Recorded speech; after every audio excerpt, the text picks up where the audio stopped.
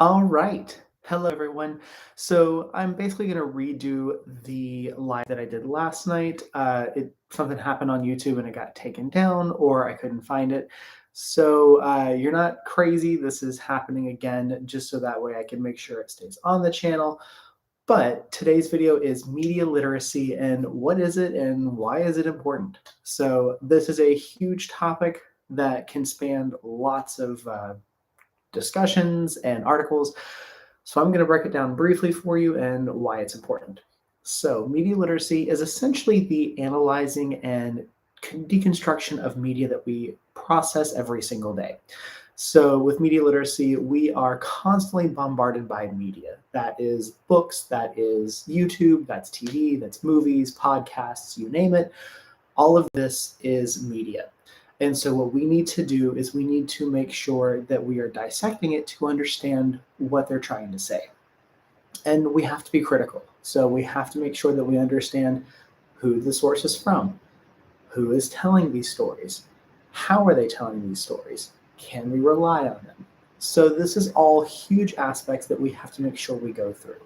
Another part of media literacy is what are the themes? What are the ideas? What are the propaganda? What's all of these things trying to say? And we have to be able to distinguish that. So, moving through, we'll kind of do each little section because there's little sections I'm going to break this media literacy into. And the first one I want to cover is starting with the news. So, the news back in the 1940s, they had what was called the Fairness Doctrine. And essentially, what this was is the government created a doctrine in which the Fairness Act, if you presented a controversial story, you had to tell both sides of that story. When you get to the 80s with Reagan, Reagan disassembles that. And so now news sources no longer have to have both sides of the story. This is what creates what we call a slant, which means that news can now take a different look or approach when addressing topics. Also, during this time frame, you are starting to have 24-hour news cycles, whereas beforehand, TV would just cut off. If you watch old movies or old television shows, there used to be an Indian head or Native American head that would come on at a certain time at night, and TV was over. The broadcasting was done. There were no reruns. There was no all-night TV. It just stopped. And the news did too, which is why when people got their information from the news, you had the 7 o'clock news, 6 o'clock news, etc., and so forth. Now, in the 70s, late 70s, and the 80s, you get channels that are having 24-hour news cycles. And with Reagan demolishing or helping to dismantle the Fairness Act, you see the rise of Fox News, CNN, these news stations who now don't have to tell both sides of the story. They can simply tell one side or the side that they want to tell. With this happening, you're seeing these news sources create entertainment or infotainment where it has partial news, but it's also got some entertainment kind of in the middle of it or in the mix. And this is very important because as you keep going through and major events happen throughout history, this leads certain demographics and certain audiences to gravitate towards one channel or another. And this is where you're seeing this really great divide in our society as of today. And I will say it's happened with Fox News for conservatives, and it's happened with liberals or with more democratic viewers with CNN. You have other channels like MSNBC, NPR, BBC, all of these things that have different viewpoints that you have to make sure you understand where they're coming from. If you look at NPR, that's the National Public Radio, and so they are funded by the public. NPR, on the scale of its slants or its views, it's more in the middle. It's more of a moderate type of news source. So if you're looking for information about what's going on in the government or looking what's going on in politics or the news, make sure you understand where you're getting your news sources from. Do not just stop at one source, especially now today, because we have all of these new news sources that are coming out. We have TikTok, we have Xiaohongshu, we have all of these different places where we're getting information. So we have to critically look at things through various lenses. If someone wants to quote Fox, they're more than welcome to, or CNN, or whatever it is. They're going to push their own agendas. Now, critical analysis also covers the umbrella of looking at what you consume as media. So, where do you get your news? What stories do you listen to? What stories do you read? What stories do you watch? Also, looking at analyzing what is propaganda. So, propaganda is a very dirty word. People like to use it in a very negative connotation, and it can be a lot of the times. A lot of times it is used for negative purposes, but agendas are essentially, or I'm sorry, propaganda is essentially information that doesn't have the whole truth or has pieces pulled out to help further one train of thought or a certain viewpoint. This can be seen in politics, in religion, in just everyday society, and we have to be able to understand what it is. And again, people who think reading is not powerful, it is, because if we're critical, it's going to scare or inform those news sources or sources where we consume into making sure that they know that we know what's going on. For example, with propaganda, we see it during political cycles with the presidential races, congressmen, all sorts of things that have an effect on us. So especially here in America, where we elect our president, we elect our governors, we elect all of our senates, or we're supposed to, you will see a bunch of propaganda. You will see Trump going out and criticizing the opponent, making up stories or pulling stories and not telling the whole truth, making promises, making all of these different political statements for people to vote for him. And you saw Kamala Harris do the same thing, promising certain types of legislation or practices or wanting to make sure that her fan base or the voting bloc that she's trying to get out to vote for her are satisfied with. Because again, in the US, the people are supposed to vote for their leaders. Keyword supposed to. But this is where we have to understand what propaganda is. And again, it happens on both sides. I am not saying that it is a one-party issue or another party issue. It is everything. Also, propaganda pops up in religion. One of these facts comes from when you look especially at the demographic of religions, geographically. If you look at the southern US, it is called the Bible Belt for a reason. Texas, ish part of Texas, but really Arkansas, Louisiana, Mississippi, Alabama, Georgia, the panhandle of Florida, North and South Carolina. Those are Tennessee, Kentucky. Those would be considered the Bible Belt. And that is because a lot of the society is formed and structured by the Bible or by Christianity specifically. In Christianity, because I grew up in the Christian religion coming from Arkansas, we had a lot of missionary work. A lot of people would go out and they would volunteer to go on missions, whether it was to Latin America, South America, Africa, Asia, all of these countries that we were informed as a society who were not quote unquote civilized. They didn't have the freedom of religion. They didn't have the freedom to worship as they wanted to. We were taught this from a very young age. So a lot of people would go out and do mission work to help others.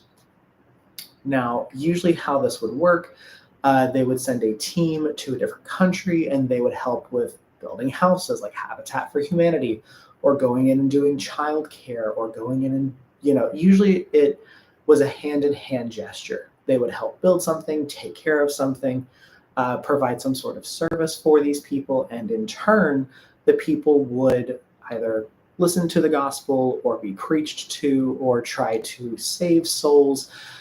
There was that relationship, kind of that hand-in-hand deal. So you did one thing and you were hoping to get another thing.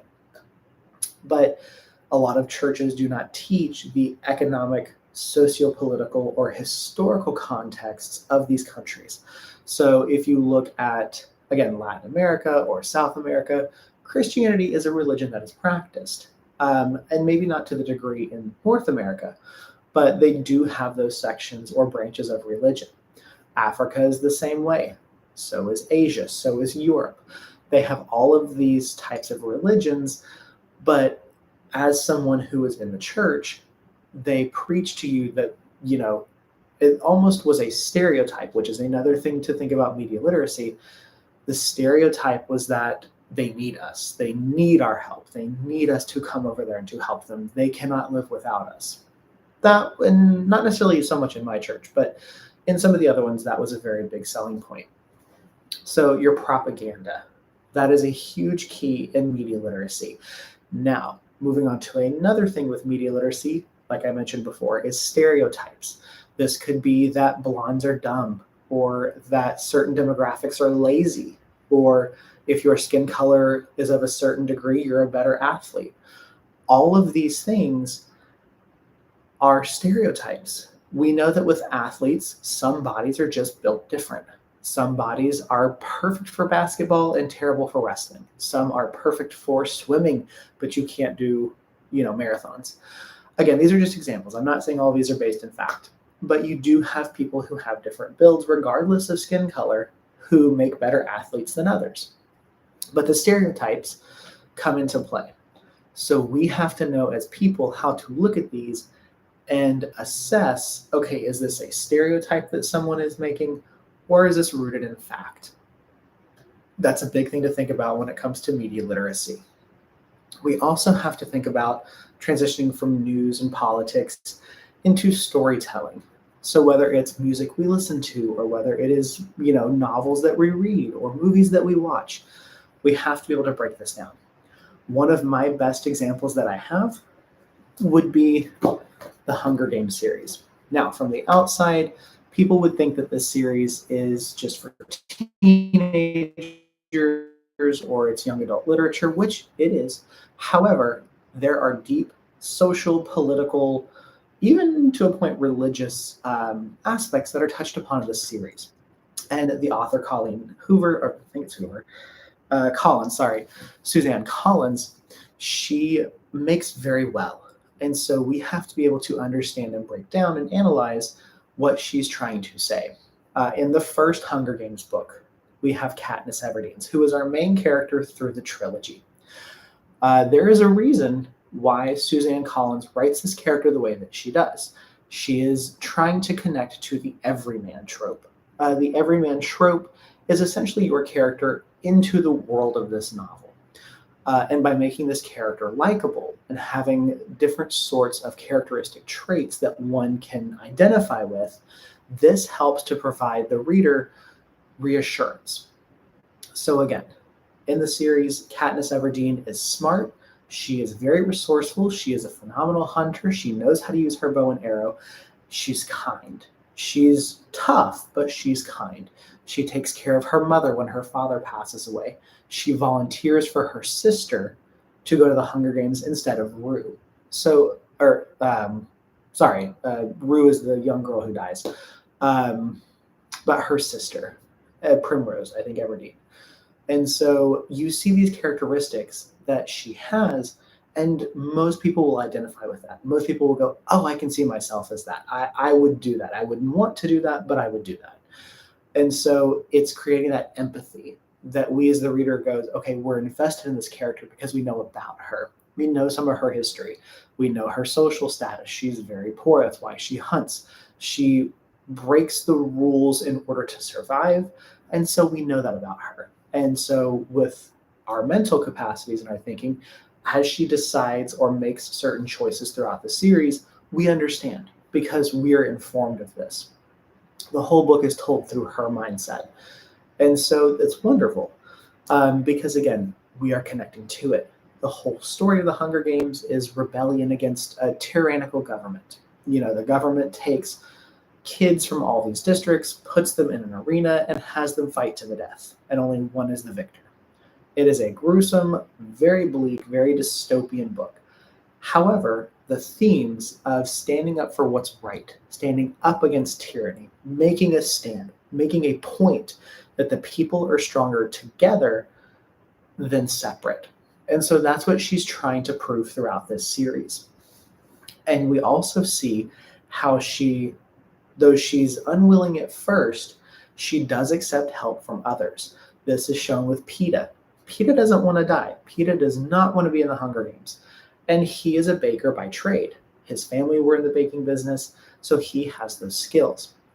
And you see this dynamic where what Katniss is weak in is getting people to feel sorry for her or being empathetic for her because she comes off as cold. But Peeta knows how to play the game. He's used to mixing with different peoples of society. He's had to serve the upper class of District 12, which is not very high. I mean, there's not very many. But he's also had to work with the poorest of poor inside of his district. So he knows how to manipulate the situation for his benefit. And we see this when Peeta is interviewed and says that he's had a crush on Katniss, but now he can't really tell her because they both have to kill each other. Was he being truthful in this? Through the first book, you're not really sure. But one could argue that he's doing it for a tactic of sympathy or empathy from the government. And another is that maybe he really did like her. We don't really know. We don't get his point of view. We just get Katniss's point of view. However, this works in their favor because at the end of the first book, when it's just the two of them left, they decide that they are both going to eat poisonous fruit, so they both die at the same time, leaving no victor to win the 74th Hunger Games. And this is huge. Colleen Hoover presents the idea that both of them would rather die than letting the government win and perpetuate the cycle of the Hunger Games. Now, this is the beauty and the brilliance of her writing. You have the construct of the rebellion and the government. You have that on one level. But then you have the second level, when you go a little bit deeper into it, where she shows the cleverness of the characters. She knows and she shows that people from all these districts know what's going on, and they either play into it or they don't.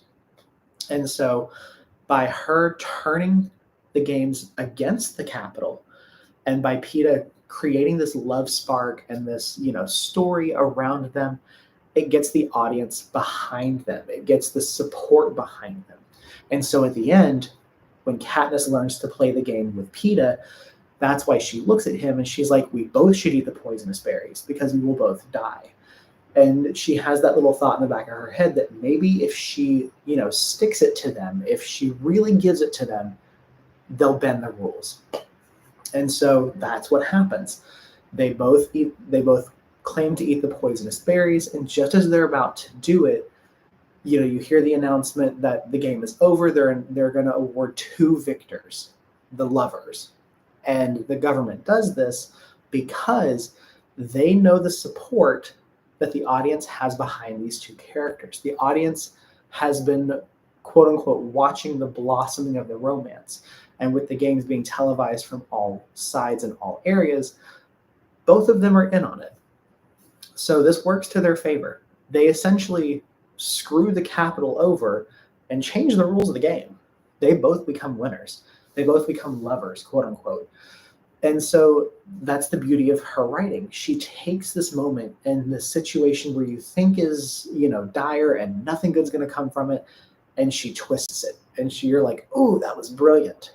And so that's the deeper level of the media literacy to look behind the Hunger Games. And then you go through the whole series with Catching Fire, and you go through the Ballad of Songbirds and Snakes.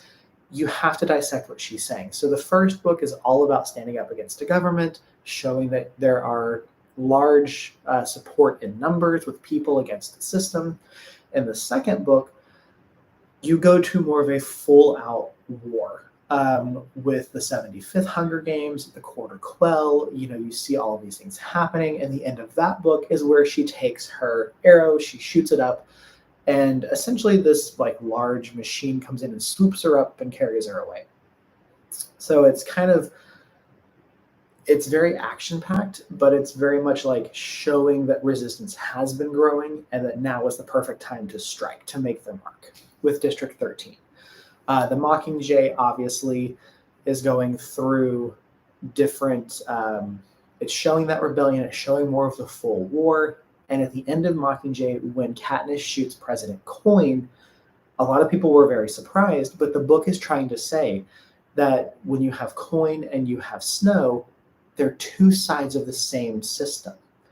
Coin was wanting to do the Hunger Games with the Capital children. She was going to do just as terrible and despicable things that Snow was going to do, just to the other population or the other demographic. And so by Katniss shooting Coin, she prevents that from happening. Now, she obviously doesn't let Snow just go free, but she shows that just because when one group rises up, they shouldn't go to the extreme levels that the others did, because that would be cruel and that would do no good. You would just be doing the same thing with a different lens. And so that's why media literacy, you have to take that away from Mockingjay, because if you fight fire with fire, the whole world burns. An eye for an eye leaves everyone blind. And so then you get into the Ballad of Songbirds and Snakes. And this one's a prequel that shows Snow's development from a teenager in school to the very end where he starts to gain in society.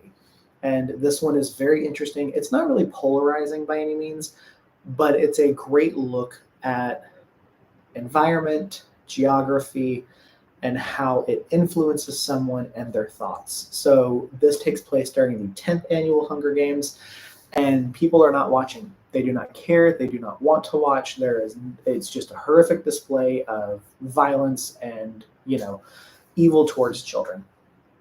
And the school, who is, trying to create new roles in the government, they're trying to come up with ways for people to care. And that's where Snow steps in.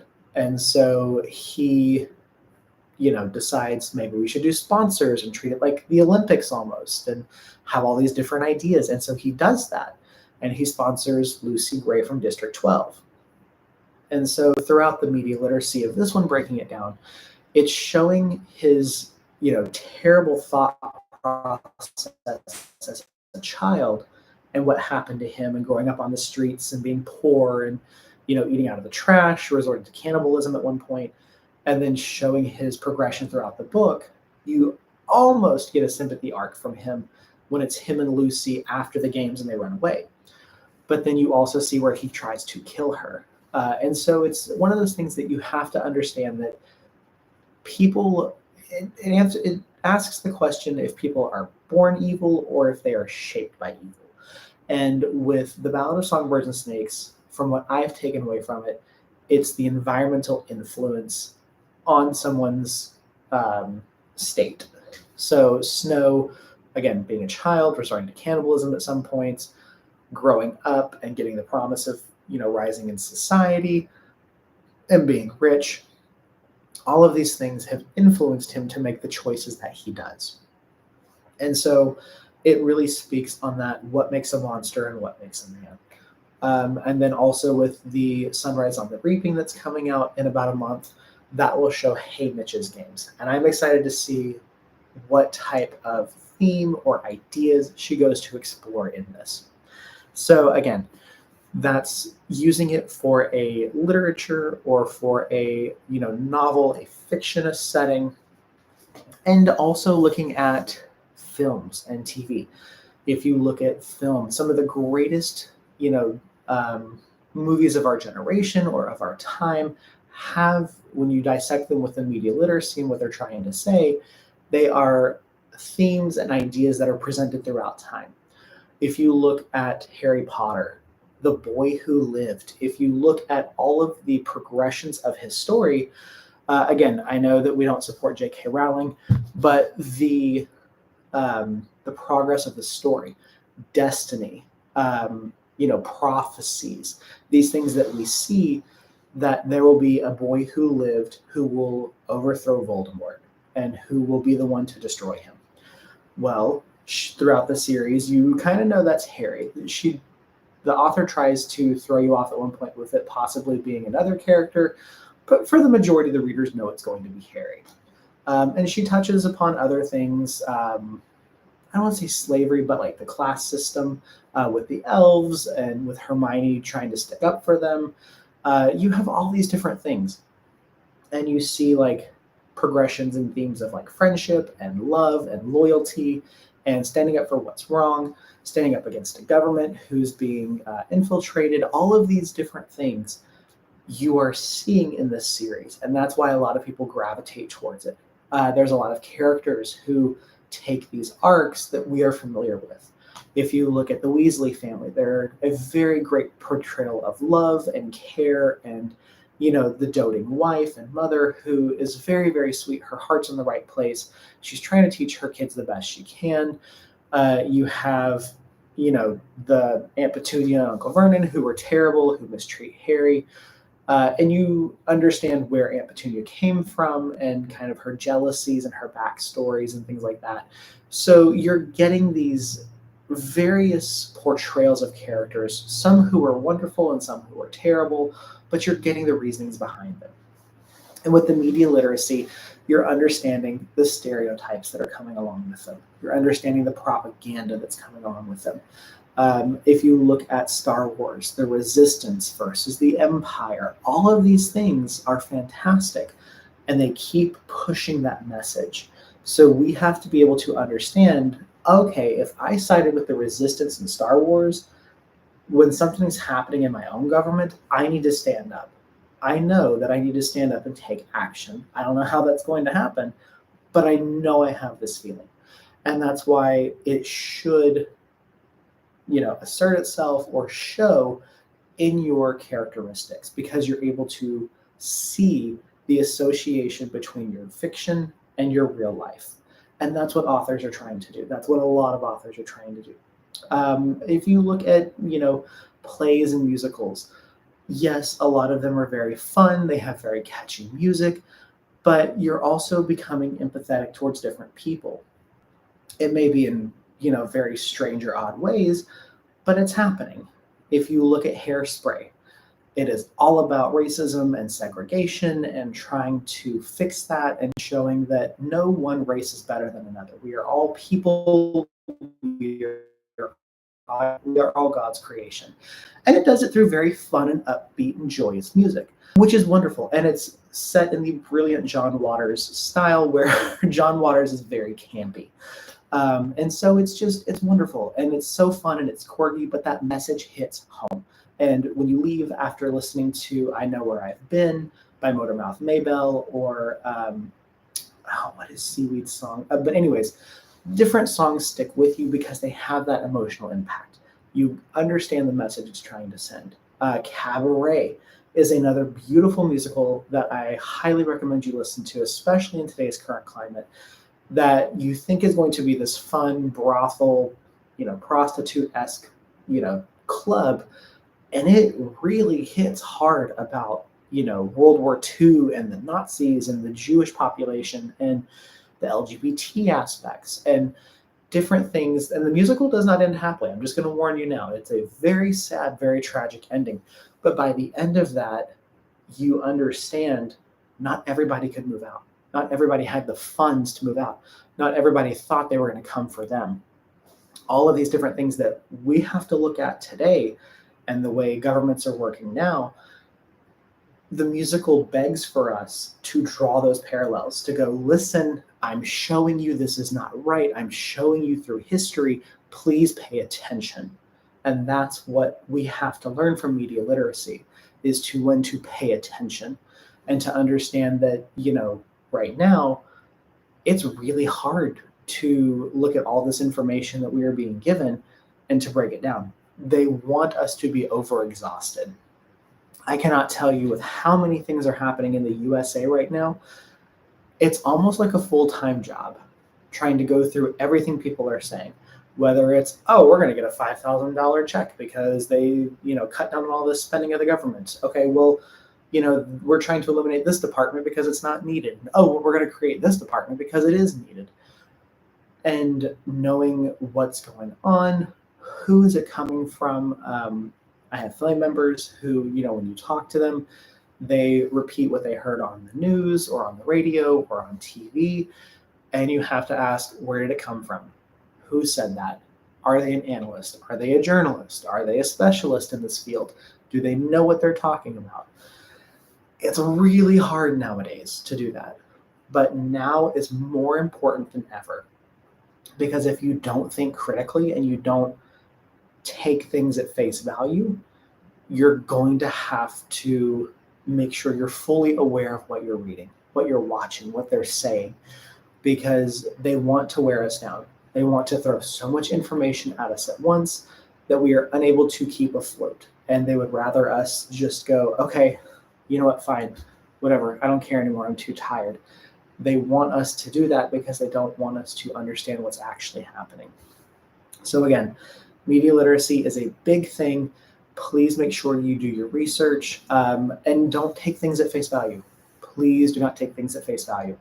Look into it for yourself. Even if it's something that, takes 5 or 10 minutes. We all have a smartphone. Sorry, I promise I'm still here. We all have a smartphone. We all can have any information we want at our fingertips. Use it. Look into it. All you have to do is a simple fact check. And determining where you get your information from is a big thing. Make sure you're going to journalists that are reliable. Make sure you're going to publications that have either scholarly or doctorate or, people that you can trust who have studied this. The greatest thing that they did is when they dismantled the Fairness Act, they created this mindset of an us versus them on different political divides. They have really perfected the fake news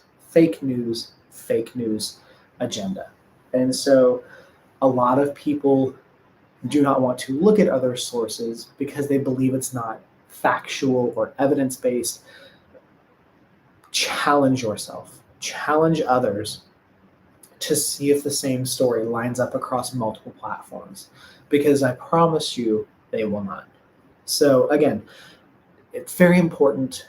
Even if you just start to see tropes and start to see things, make sure you can do it little bits at a time.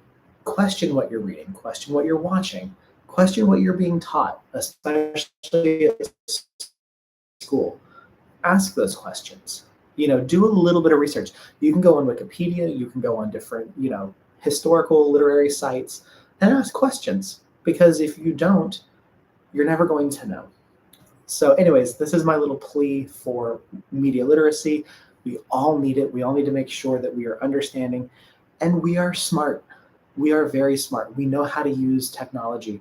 We know how to access information. And if worst comes to worst, get a VPN. The VPN will bounce you from one region to another. So anyways, I hope you enjoyed the video. I hope you kind of understand what media literacy is a little bit more now and why it's important. So again, have a wonderful Saturday. Have a wonderful day. Stay lit. And let me know down below if you use media literacy, if you can kind of go through things, or something interesting that's happened to you. What's your favorite piece of media? How do you get your information? What news sources do you use? Do you use TikTok? Do you use Xiaohongshu? Do you use Fox News, CNN? Let me know in the comments. And if you've watched this video all the way through, I appreciate it. You guys are amazing. So let me know down below, what's your favorite piece of media? Or what's your favorite trope? What's your favorite literary device? The hero, the prophecies? I want to know more about you guys. So let me know down below. Have a wonderful weekend, and I will talk to you later. Bye.